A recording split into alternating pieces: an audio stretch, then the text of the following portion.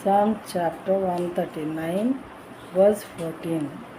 I praise you because I am fearfully and wonderfully made. Your works are wonderful. I know that full well. 14th verse. నీవు నన్ను కలుగజేసిన విధము చూడగా భయమును ఆశ్చర్యమును నాకు పుట్టుచున్నవి. అందును బట్టి నేను నీకు కృతజ్ఞతాస్తుతులు చెల్లించుచున్నాను. నీ కార్యములు ఆశ్చర్యకరములు, ఆ సంగతి నాకు బాగుగా తెలిసి ఉన్నది. నీ కార్యములన్నీ కూడా all your works are wonderful God అని చెప్పి దావీదు మహారాజు దేవుని ప్రైజ్ చేస్తూ ఉన్నారన్నమాట. నీవు నన్ను కలుగజేసిన విధము చూడగా భయమును ఆశ్చర్యమును నాకు పుట్టుచున్నవి. నా మనుషుల్ని మీరు సృజించిన పద్ధతి చూస్తే దేవా నాకు ఆశ్చర్యమవుతూ ఉంది, తర్వాత భయము కూడా నాలో కలుగుతూ ఉన్నది అని చెప్పి ఆయన మాట్లాడుతూ ఉన్నారు. అందును బట్టి నేను నీ కృతజ్ఞతాస్తుతులు చెల్లించుచున్నాను.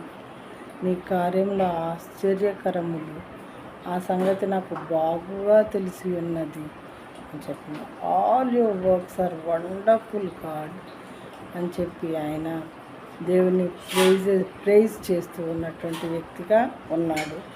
మరి మన కోసం దేవుడు చేసినటువంటి నీరు, నిప్పు, గాలి, పంచభూతములు, తర్వాత మనకు అవసరమైన ప్రతిదీ ఈ సృష్టిలో ఫ్రూట్స్, తర్వాత ట్రీస్, లీవ్స్, ఇలాంటివి ప్రతిదీ మానవుని మనుగడకు అవసరమైన ప్రతిదీ ఈ సృష్టిలో ఆయన సృజించినందుకు వాటిని మనం అనుభవించేటప్పుడు దేవునికి ఎప్పుడైనా కృతజ్ఞత తెలుపుకున్నామా?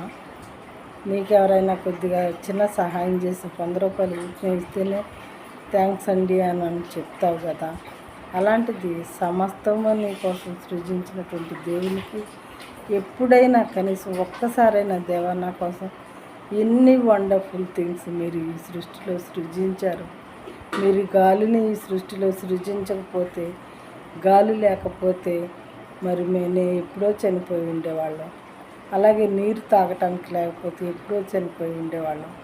ఆహారాన్ని మీరు వర్షాన్ని, కడవరి వర్షాన్ని, మరి మొదటి వర్షాన్ని మీరు కురిపించకపోతే, పంటలు పండకపోతే కరువు వచ్చి మేము ఎప్పుడో చనిపోయి ఉండేవాళ్ళం. తండ్రి, మీరు ఎన్నో చేశారు మా కోసం.